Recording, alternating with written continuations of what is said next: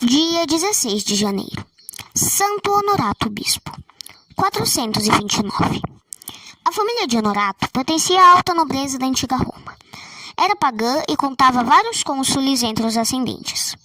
Honorato recebeu uma educação adequada à posição social dos pais e foi instruído em todas as ciências das escolas do seu tempo. Tendo chegado ao conhecimento da Igreja de Jesus Cristo, abandonou o culto dos deuses e, sem que os pais disso tivessem conhecimento, recebeu o santo batismo. A mudança na vida de Honorato não ficou escondida ao pai do mesmo. Para demover o filho das ideias cristãs, proporcionou-lhe toda a sorte de divertimentos e, vendo que nada alcançava, recorreu à força brutal. Honorato, porém, ficou inflexível e fiel às suas convicções. Pelo seu exemplo, levou também seu irmão, Venâncio, a abraçar o cristianismo.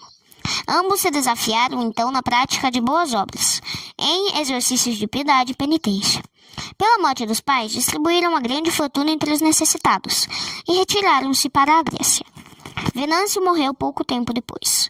Honorato voltou para a Itália, onde recebeu o presbiterato das mãos do bispo Leôncio, e fundou um convento na ilha inóspita Lério. Em pouco tempo foi transformada a ilha, que até então era habitada só por animais bravios. Numerosos eram os pedidos de admissão naquele convento, de que Santo Hilário dizia: quem procura a Cristo vai a Honorato, e quem achou Honorato, achou Cristo. Honorato era um verdadeiro pai para os monges do convento, e todos se sentiam bem sob sua direção suave e carinhosa. Tinha por princípio: quem é virtuoso não precisa estar triste. No convento de Honorato reinava uma alegria e felicidade tais que a ilha Lérin ficou sendo chamada a Feliz. Não é para admirar que a fama de sua santidade passasse além das fronteiras daquela terra. Estando sem bispo a diocese de Ares, foi convidado com grande insistência o abade Honorato para tomar a direção da mesma. Do modo que se desempenhou esta missão, dá testemunho o seu sucessor Santo Hilário, que escreve: Caríssimos, vós mesmos fostes testemunhas do seu cuidado e de sua vigilância. Vós mesmos lhe vistes o fervor, a devoção, a alegria do espírito, a formosura do semblante, que lhe refletia a pureza do coração. Vós mesmos lhe observastes a concordância completa do proceder com a doutrina, e lhe experimentastes os eflúvios da grande caridade. Se preciso fosse representar alegoricamente a caridade, retrataria a efígie de Santo Honorato.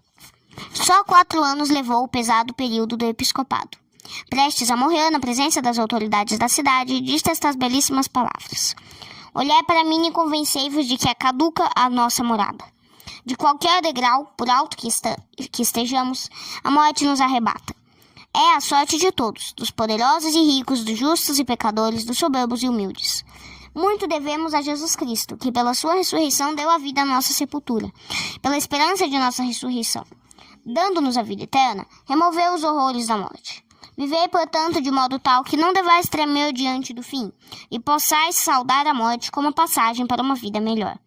Não seria castigo a morte se não causasse dor. Dura é a separação do corpo e da alma. Mais dura, porém, será a coabitação de ambos nas chamas eternas do inferno, se durante a nossa existência aqui na terra não tivermos guardado bem a nossa dignidade e declarado guerra ao corpo e aos seus apetites desordenados. Fazei isso.